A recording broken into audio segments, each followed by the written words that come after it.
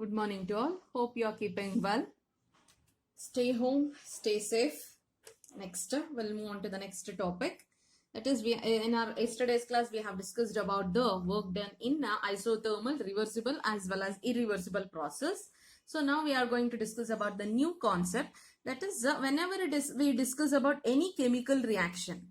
So either there will be evolution of heat, or there will be most of the reactions will be of either evolution of heat or absorption of heat. That means that it is clearly it is understood that so there is an energy change taking place in the reaction or in the system. Either it may be reaction or it may be system. Energy changes are taking place either with the help of evolution of heat or in terms of absorption of heat. So that means that it clearly shows that so every substance will be having some definite amount of energy in it. Every substance will be having some definite amount of energy in it. And the substance also should be an particular amount of substance only. A particular amount of substance will be having a particular amount of energy in it. The actual value of which depends upon the nature of the substance. So whenever we consider the substance is having some amount or the system is having some amount of energy, it indicates that. So how the substance is, what is the nature of that substance? Whether the substance is very rigid or whether the substance is in gaseous state, whether the substance is covalently bonded or the substance in which the particles are ionic bonded. So all these are very, very important. So that means that, so we said that the particular amount of substance will be having definite amount of energy. And the definite amount of energy is dependent on, the actual value of that energy is dependent on nature of that substance.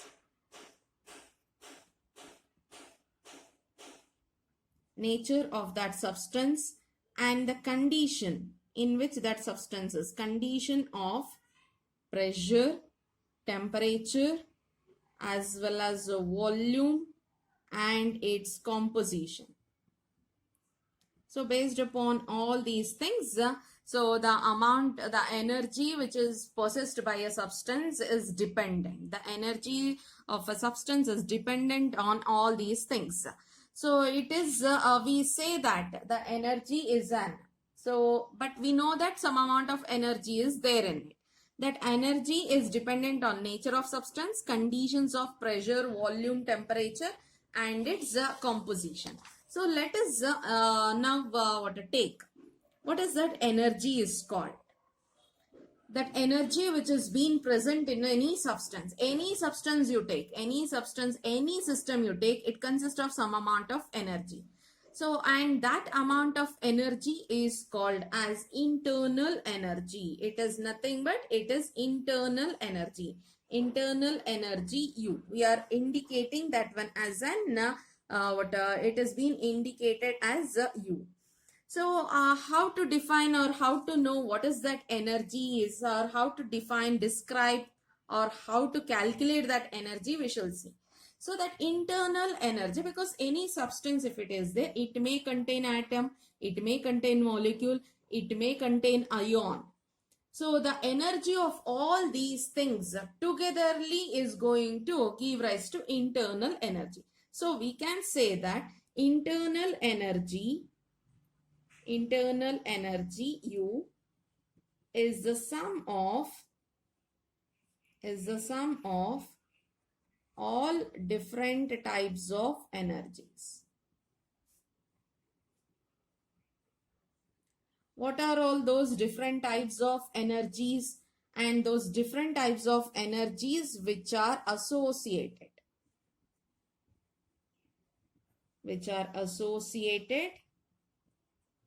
with atoms or molecules. which are present in the system. In system, what if atom is there, then the energy is associated with the atoms. If it is molecules, then energy is associated with the molecules. What all types of energy? We said that it is a sum of different types of energies. What all different types of energy the system may have, or the substance may have? The different types of energy. Let us write that one. Internal energy U is equals to electrons may be there, so the energy possessed by the electron is electronic energy. Remember clearly. So internal energy is nothing but it is the energy possessed by the system. So the energy possessed by the system may be of different types of energies. Okay, in that particular system, different types of energies it might be. The sum of all these energies togetherly, we are calling that one as internal energy. System may possess different types of energies. All the sum of all these energies togetherly, we are calling as internal energy of the system. Clear? Now, so the substance may contain electrons. So that's why it may be electronic energy. It may be kinetic energy of the particles. It may be nuclear energy. It may be chemical bond energy, EC, chemical bond energy. It may be potential energy. It may also be, if some other particles are there, then it may be rotational energy. It may be translational energy. It may be vibrational energy. This is based upon the substance and the composition. But in actual, all these types will be there. All these types are more common. This one is based upon the composition or based upon the substance, how it is bonded or how they are present. So these are just a sample. These are just a sample. So if at all, if the substance is changing based upon the substance, based upon the nature, so the number of energies, number of different types of energies also is going to change. Clear? So we can define that internal energy as, let us define that internal energy. The internal energy can be defined as the energy thus stored.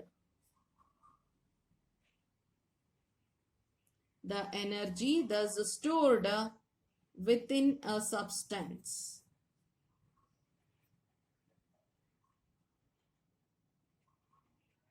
Within a substance or a system.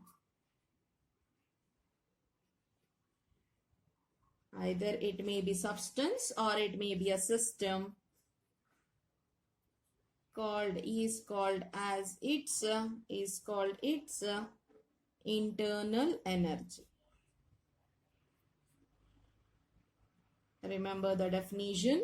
Internal energy is nothing but, this is the definition, the energy that is stored within a substance or a system is called its internal energy. So internal energy may be of different types of, it is a sum of different types of energies, which we have already written here. Clear?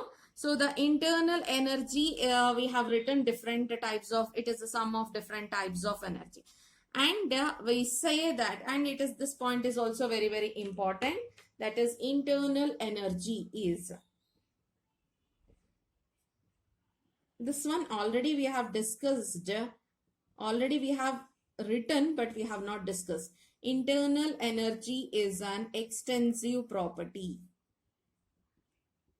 Extensive property and a state function.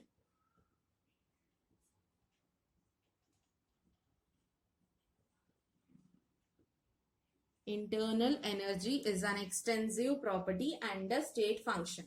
So state function will give more, we'll take up state function. With the help of state function, we'll discuss how it is an extensive property also. So when you say that it is a state function, let us consider we are taking a carbon dioxide. We are taking carbon dioxide. Carbon dioxide is prepared by using different ways. So that is either it may be It may be, let us consider one method. We are taking an example of carbon dioxide preparation. We are preparing carbon dioxide. How much we are preparing? 1 mole of carbon dioxide we are preparing. 1 mole of carbon dioxide we are preparing, and from different ways we are preparing. First method is we are heating calcium carbonate. We are heating calcium carbonate. We'll get carbon dioxide along with that calcium oxide also will get. We don't need that one. We need only carbon dioxide that we have taken. Next one. So we are burning charcoal. Burning charcoal in presence of oxygen. We are burning the charcoal in presence of oxygen. We got carbon dioxide, and that is also 1 mole. So already we have discussed. So any substance will be having some amount of energy, and that amount of energy is called as internal energy. Clear? Now 1 mole of carbon dioxide here contains, let us consider, some x joule of energy in it. X joule of internal energy in it. Here also we have 1 mole of carbon dioxide. That means that here also internal energy should be x joule itself. This is what internal energy we are mentioning. Internal energy we are mentioning. Clear? So here we have 1 mole of carbon dioxide. Here also we have 1 mole of carbon dioxide. That means that 1 mole of carbon dioxide, what is internal energy? Energy thus is stored within a system or within a substance. So how much is the substance? Substance is 1 mole. So 1 mole, nothing but 1 mole of carbon dioxide we have taken. Clear it is? So 1 mole of carbon dioxide we have taken. So here also 1 mole of carbon dioxide we got. So here if it is 1 x joule, then here also it should be x joule only. It doesn't matter. It doesn't matter how we got that carbon dioxide. It doesn't matter how we got that carbon dioxide. What matters is the amount it is mattering. So 1 mole here, if the amount is changing, then this energy is going to change. 1 mole, if it changes, then this energy is going to change. So here also 1 mole, here also 1 mole. So mole is nothing but, so it is number of moles can be written as mass divided by molar mass. Mass. It is mole is dependent on mass. So mass is nothing but if any property which depends on mass, then it is called as extensive property. Internal energy is nothing but it is dependent on amount of substance or mass of substance. So that's why we can call that one as extensive property. If number of moles changes, nothing but mass is going to change. If mass changes, then internal energy is also changed. So that's why we call internal energy as extensive property. Now, so one more thing is the path we have not taken. So how we have prepared doesn't matter. What matters is, so the substance is how much, and that substance will be possessing some amount of energy, and that is called internal energy. However you prepare that substance, but the same amount of substance will be possessing same amount of energy if you prepare that one in different ways or with the same way. It doesn't matter at all. Clear? So here carbon dioxide of 1 mole contains x joule. Here also carbon dioxide of 1 mole contains x joule. That means that it is completely dependent on state. What is the state of the substance? Not on the path how we got that one. Clear it is? So internal energy is an extensive property and it is a state function. You need to remember that one. Clear it is? Next. So after that, so we know that internal energy is nothing but it is being. It is a sum of these many energies. It is the sum of electrical energy, kinetic energy, then nuclear energy, chemical bond energy, potential energy, many more different types of energies are there in that. So each and every energy, to calculate internal energy, we can't measure each and every types of energy here. Clear? So measuring each and every type of energy and calculating internal energy is highly impossible and it is not required also. So for the study of thermodynamics, we don't require the actual value of internal energy. What we require is the change in the internal energy we require. Clear? Initially, how much internal energy? The substance was having how much internal energy? Finally, what are the substances having? How much energy? That is nothing but how much energy change has been taken place during the process. That we need. Clear? Exact value, calculating the exact value of internal energy is highly impossible. It is due to it involves different kinds of energies. So that's why we are concentrating on internal energy change. We are concentrating on internal energy change, that is delta U. Internal energy change delta U we are concentrating on. Then internal energy, then how, on what all basis internal energy changes are dependent. So the internal energy of the system changes when? So when internal energy changes, we shall see internal energy. The internal energy of the system changes when heat passes in or out of the system. If heat changes takes place, then internal energy is going to change. If work is done on or by the system, if work is done, then internal energy is going to change. Likewise, matter enters or leaves the system. If matter enters or leaves the system, then internal energy is going to change. So all these are the conditions when internal energy is going to change. So we can write change in internal energy delta U is equals to U final minus U initial. U final minus U initial or U2 minus U1. Clear? So we can write that one if at all, if it is a system. If it is a system or for a substance, we can write that one. Suppose for a, this is for system. Let me write it. This is for the system. Suppose we are writing that one for reaction. If at all, if we are writing that one for reaction, then delta U is equals to summation of internal energy of product minus summation of internal energy of reactants. So this is very, very important because we are discussing for the reaction itself.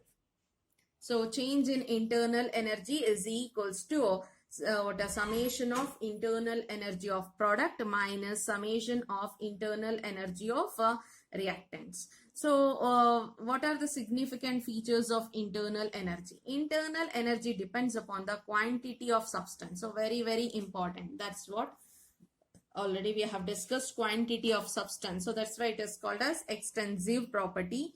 So change in internal energy represents. So change in internal energy, that is delta U. What all it is going to represent? It represents the heat evolved. Delta U represents heat absorbed or evolved during the process. If it is negative, heat is evolved or absorbed in a reaction at constant temperature and constant pressure. I mean constant volume, not pressure, at constant volume. Clear it is?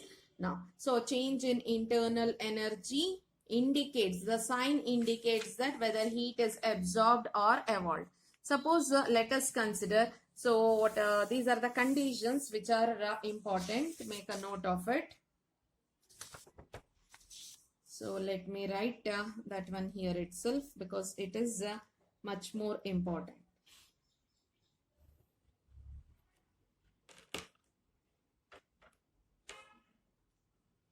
So that is the first point. Suppose the internal energy of product is less than internal energy of reactant. Internal energy of product is less than internal energy of reactant. Then what happens to delta U? So we can write delta U becomes negative or positive. If it is less, then it becomes negative. So delta U is negative. So what we can draw from this? So if delta U is negative, then it indicates that so there is an evolution of energy, liberation of energy, evolution of energy in the process. Clear? Next, second one, if product is greater than a reactant, then delta U becomes positive. Delta U is positive. Then what happens? So opposite of this one, absorption. That is UP is more than UR, then it becomes positive. So if delta U is positive, then absorption of heat. Remember, always in thermodynamics, positive indicates absorption and negative indicates evolution. Clear? Suppose if at all, if it is an, this part is important for competitive.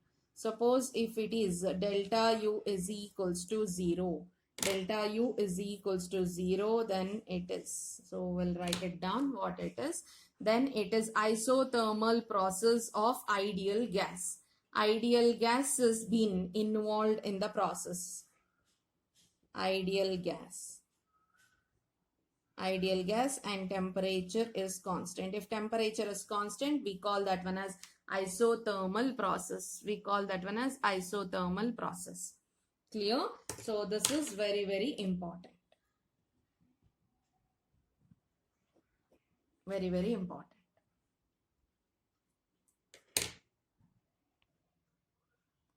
Next, first law of thermodynamics. So first law of thermodynamics is also called as law of conservation of energy. It is also called as law of conservation of energy. Already we have studied this one, conservation of energy. We have studied this statement. So very easier. So it says that energy can neither be created nor be destroyed, but it can be transferred from one system to another system or from one form to another. So we'll write that statement. Already you know that statement. Energy can neither be created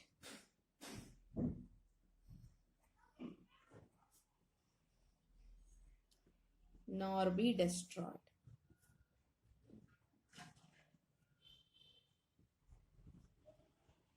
But can be transferred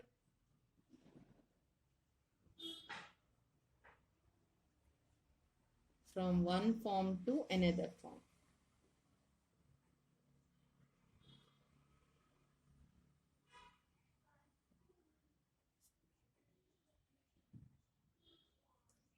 Energy can neither be created nor be destroyed, but it can be transferred from one form to another form. That is what the first law of thermodynamics. So many different statements are there. The most easiest one is this one. So try to remember this one, but make sure that when you are writing the statement, so it should be complete, but it can be transferred from one form to another form. Then only the first law of thermodynamics is completed. Clear? So this has been this is a statement, mathematical expression for first law. So mathematically, how can we express this first law? We shall see mathematical expression.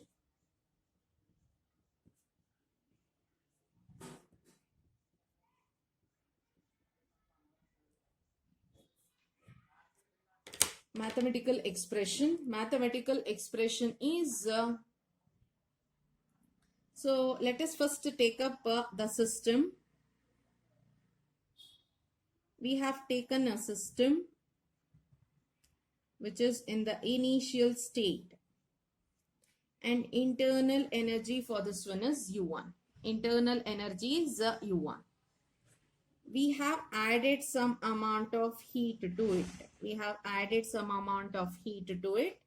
So then the system becomes internal energy U1, because we know that when heat is added or heat is removed, when work is done by the system, work is done on the system, when matter enters and matter leaves, internal energy is going to change. So when you add heat, so it gets added up with the internal energy. Likewise, we have done some work. Some work is done on the system. Plus we have chosen, that is nothing but it is work is done on the system. Now, so when work is done on the system, internal energy changes to Q plus W. U1 plus Q plus W. So that is nothing but it is the final state. So some amount of heat is absorbed by the system and work is done by the system. So it has reached a final state. Clear? So final state, let us consider the final state internal energy is U2. So now internal energy U2 can be written as, internal energy U2 can be written as U1 plus Q plus W. Clear? So U2, shift this one, it is U1 Q plus W. U2 minus U1 can be written as delta U. Delta U is equals to Q plus W. So this is the mathematical form of mathematical form of first law of thermodynamics. Mathematical expression for first law of thermodynamics. So first law of thermodynamics mathematical form says that change in the internal energy is equals to heat absorbed by the system plus work done on the system. Heat absorbed by the system and work is done on the system. Clear it is? So we can this is the mathematical form of first law of thermodynamics. So we can get some more results from the first law of thermodynamics. So we'll write some more mathematical equations or mathematical law forms. So some important results or some important formulas. Formulas from first law of thermodynamics, using first law of thermodynamics.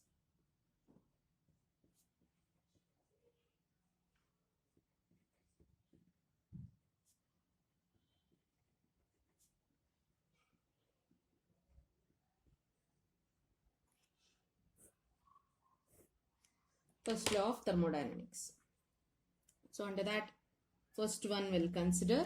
So first one is for isothermal process. If at all, if it is an isothermal process, for isothermal,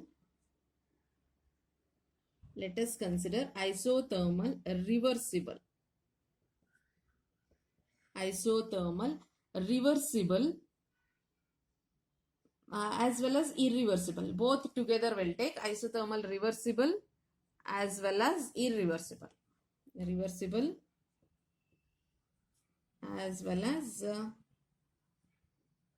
irreversible expansion.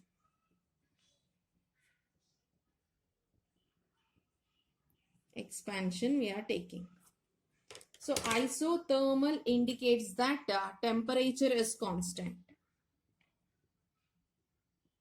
If temperature is constant, then delta U is also change in temperature. Temperature is constant, nothing but the change in temperature is 0.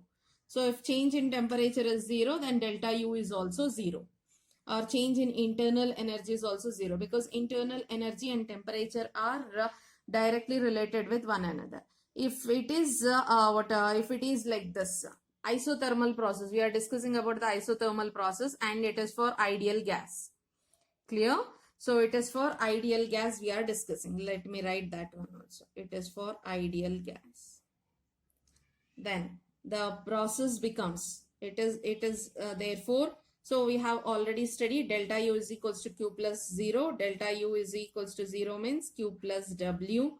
You can write Q is equals to minus W.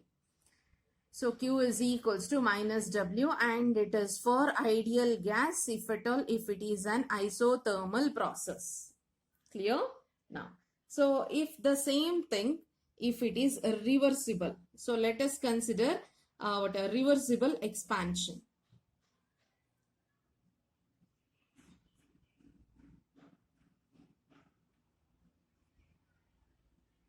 For a reversible expansion. Reversible expansion, Q is equals to minus W, it is set. So what is W? W indicates that our formula for W is reversible. Reversible 2.303 nRT log of V2 by V1, or P1 by P2. That also we can write it. Clear? Now, so for irreversible expansion, for irreversible, Q is equals to minus, it becomes minus into minus, it is plus. So Q is equals to 2.303 nRT log V2 by V1. So irreversible if you write, so W is equals to minus, it is minus P external delta V. That can be written as P external V2 minus V1. That is what heat. So that is how you can calculate for isothermal process, reversible work done you can calculate, or the heat exchange you can calculate. So likewise here also. So in both the cases it is heat absorbed because heat is positive. So heat is absorbed in both the cases. Next, second thing. So if at all, if for expansion of ideal gas at vacuum, expansion of ideal gas into vacuum,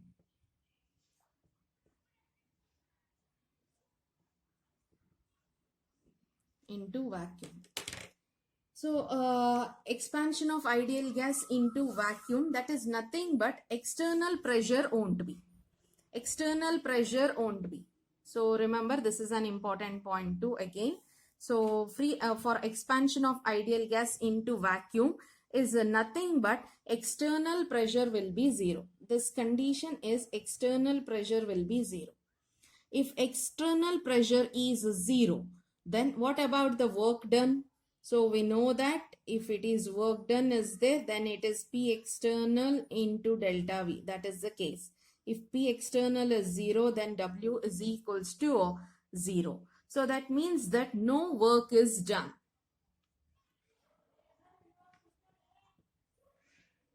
No work done. And we call that one as a free expansion. So no work done during free expansion. We call that one as free expansion. Free expansion of ideal gas into vacuum. Vacuum means no atmospheric pressure. So atmospheric pressure is not there means external pressure is not there. So external pressure is not there. That indicates that volume work done is 0. This is a very, very important point. So free expansion is nothing but external pressure is 0 and work done is 0. So we call that one as a free expansion of ideal gas into vacuum. If that is the case, W is 0 and P external is also 0. So if W is 0, delta U is 0. So what is the condition for first law? Delta U is equals to 0, W is equals to 0. Then what happens to first law? Q is equals to 0. Because delta U is 0, W is 0, then Q automatically becomes equals to 0. Clear it is? So Q is equals to 0. Clear? So don't get confused with this condition and this condition. This condition is nothing but this one. Expansion of ideal gas into vacuum indicates that external pressure is 0. So where W becomes 0. If W is 0, automatically delta U is also 0. Clear it is? Next condition is if at all, if the process is adiabatic process. If process is an adiabatic process, that indicates that change in heat won't be. So no exchange of heat takes place in case of adiabatic process. So Q is equals to 0. Then delta U becomes W. Delta U is equals to W. And that W is called as, so we know already it is an no heat exchange takes place, so we can write it as it is an adiabatic work done. Work done is being called as adiabatic work done. Clear? Because it is adiabatic process, so that's why it is adiabatic work done. So no heat exchange takes place, so because of which work is done by the system. Isochoric, delta V is equals to 0. If delta V is equals to 0, W is equals to 0, because W is dependent on delta V. So we can say that delta U is equals to Q at constant volume. So when you write Q, Q with the Q with the V, so we can say that it is a subscript. If you write as V, then it indicates that, and not a bracket. So we'll be just mentioning as Q. V will be mentioning it is volume is constant. So remember that one, volume is constant.